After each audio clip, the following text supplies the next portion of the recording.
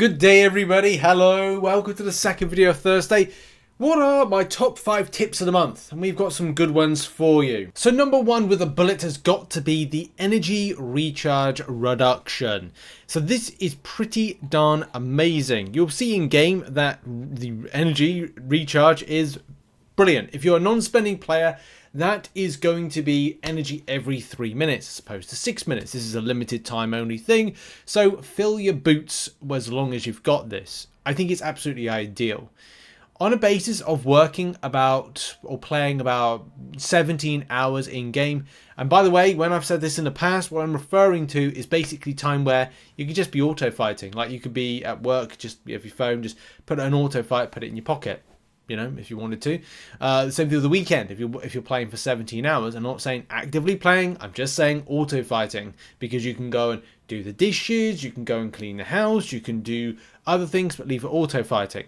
I think it's fantastic. I'm very happy that Kabam put it in. Thanks to Kabam for doing that, because it means you're able to go and farm stuff. Whether or not it's doing in the morning apothecary, whether or not it's as well doing some of the event questing, whether or not it's doing Winter of Woe, using energy in battlegrounds, you name it, that is an advantage for all players to use. So if you want to benefit as a non-spending player to receive 340 energy per day, then this is great, because you can get 20 energy per hour. If you're a Summoner Sigil player, then it's 24 energy per hour for 17 hours of playtime, 408 energy per day. Look, that is fantastic. So yeah, make sure to utilize this whilst you've got it. I think this is something that ends on the, I want to say it's the 20th of March. So go and farm as much as possible in different game modes. If you know some sneaky places in order to get some revives or even health potions, then go do it. Run it in Realm of Legends with some champions to farm those level 3 health potions, because it is going to be so important this month to farm. Because you're going to need it going into next month. Why? Well, we'll find out on tip 5. Tip number 2 is about farming boosts. Now, one thing that may confuse a lot of people is like, well, do I do all of these, one of these particular trials? And one thing that I learned very quickly on Wednesday was that yes, you will have to do them if you want to benefit from some of the boosts. Now, why? Why is this important? Well, look, by doing each one, you get different types of boosts. If you go to inventory and you've been doing like I've been doing and doing, you know, different ones, then you'll see what boost number 1, Essence of Honesty, and then you've got Essence of Spirit. 2 very important boosts, but of course there are 6 boosts to collect overall. That's 2 of 6, so there's 4 more still yet to collect from doing the various different ones, because as I said, I did Spirit, so Honesty was the one that I did today. So this benefits your champion to counter miss, evade and auto block. Okay, when you go into the trial, and this is something we haven't really gone right into it just yet, and I think the boost, I was thinking about getting the 10 wins from Battlegrounds, which you can do right now, and then go in, but I don't actually think that's a wise idea. Mainly when you don't know the champions you're facing off against, number 1, and number 2 being that there's a lot more to this that meets the eye. What exactly? Well, if you look a bit deeper into some of the different champions and what they benefit and what they get, there's diversion right there. Yes, it's one of the nodes that you had faced off against in some of the different trials, but you got things like, well, you'll need a miss counter. Hang on a minute, I've got a boost that counters that. Number 1. Number 2, if you look around again to other champions, you are, hang on a minute, evasive maneuvers. I wonder if I could have a boost that deals with that. You could take in your favorite champion and have a counter for auto block, miss, and evade. So that is where those boosts come into play to help out. Of course, there's trap nodes on top, like, you know, there's one here like flail.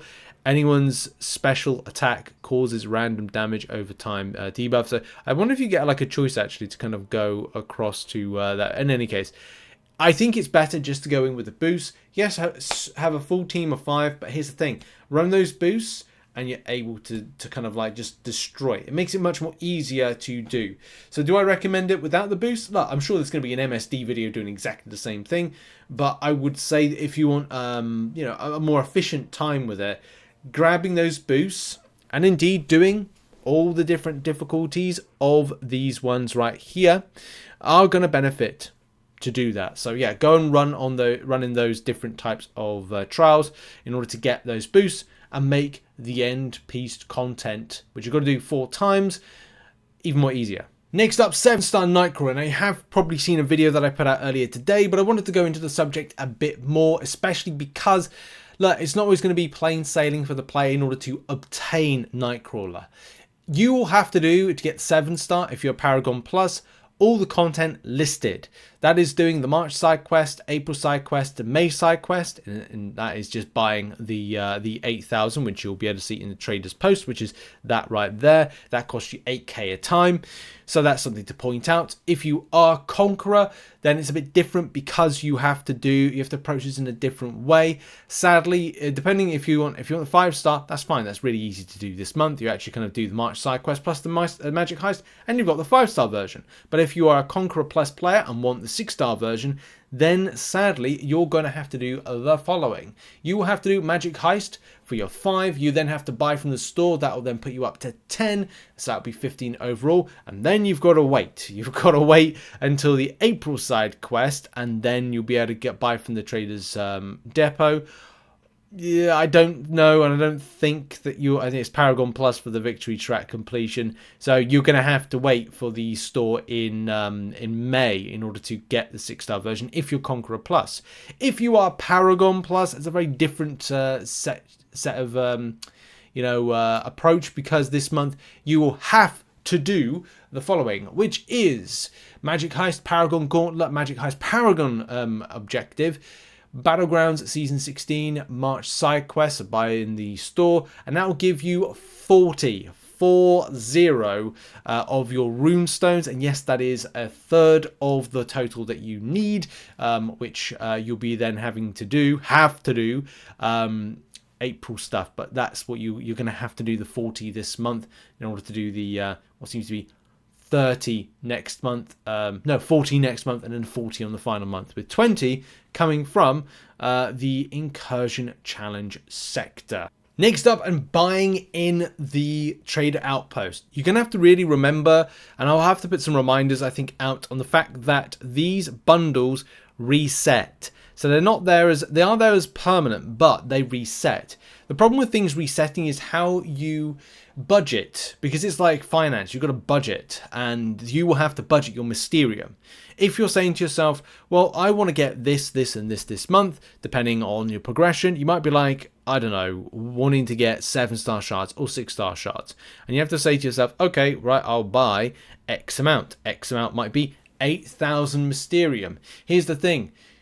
It resets. So you might be like, oh, great, I'll get this, but you might wait after the 5 days and 21 hours, and you might lose out of an opportunity to then get that again, because you might be saying to yourself, I want to target 6-star shards this month, 7-star shards, whatever you particularly like. But you've got to be very careful on how you budget it and when you spend. Not like if you spend, it's like when, because when is going to be important as per. You're going to have to buy something by Wednesday morning, UK time, or like Tuesday night. Otherwise, you're going to lose out on the opportunity of this particular stuff. So you've got to be careful with that. You also need 8,000 either not wasted, but you've got to save it, hoard it for the next month one, depending on how much you spend overall. Like, I'll give you an example. I've totaled, and as you've seen in the video recently, so I've totaled that you would have potentially 118,000. So 8,000 of that would need to be earmarked for this month's 10 runestones you need. The same way that you have to then go, okay, well, I need maybe a further 8,000 of Mysterium in order to buy the runestones early next month.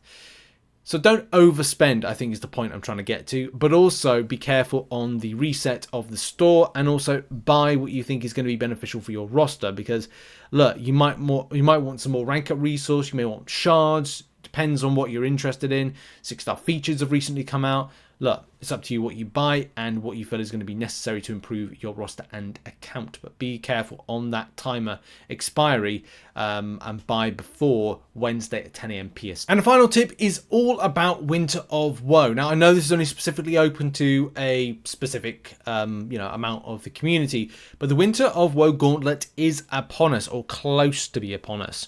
As it says here, that April 3rd is where we'll be tasked with dealing with all 4 of the previous fights, plus 2 new fights in not 1 but 2 painful paths. Fret not though, as you will have the entire month to deal with the heroic task. We'll be covering like the best way to approach this when of course it goes live, and what I've been doing is making sure the spreadsheet, which I've been referred to quite a bit, has all of the different fights and options, because then what we're going to do is then create a pick a mix of some of the decent attackers to take it down. But do bear in mind there will be objectives which could skew things in a little way. So the point about this tip is all about preparation. It's a case of looking at the future and thinking to yourself, what champions will I need to rank up?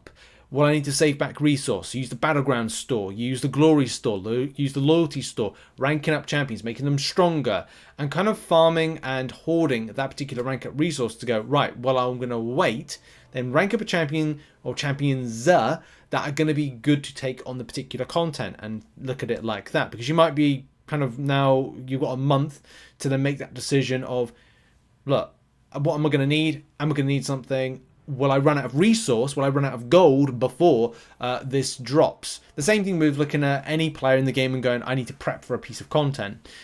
Also, revives and health potions. You've got time right now to start farming, so kind of like topping up your coffers on these particular things. Run in Realm of Legends, go and do Apothecary, go and do various different bits of content that you feel is going to drop revives, health potions, whatever, as you're probably going to need them.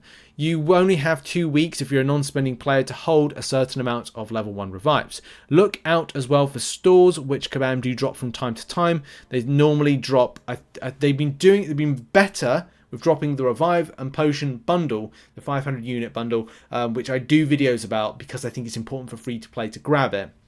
So whether or not you grab 1, 2 or whatever, you can look to prep yourself before going in, and I would recommend that maybe buying 1 or 2 when they drop. However, it's mainly better to grab units as well as saving up those 4-hour crystals, because you can hold them and those do not expire in the same way that, say, stuff does in your stash. Because it's just there, and you can pop those open. I hoard a lot of them in order to wait for content that comes out. There's difficult content that I may feel I need some revives for just to get me past the line, so make sure to do that. And that's been it for the video. Thank you very much for watching. Check out in the description, I've done a write-up of what I've just been talking about. Check out some other content and lots more videos to come. It's just taking a little while because, yeah, been busy. Anyway, thanks everybody. Cheers. Bye-bye.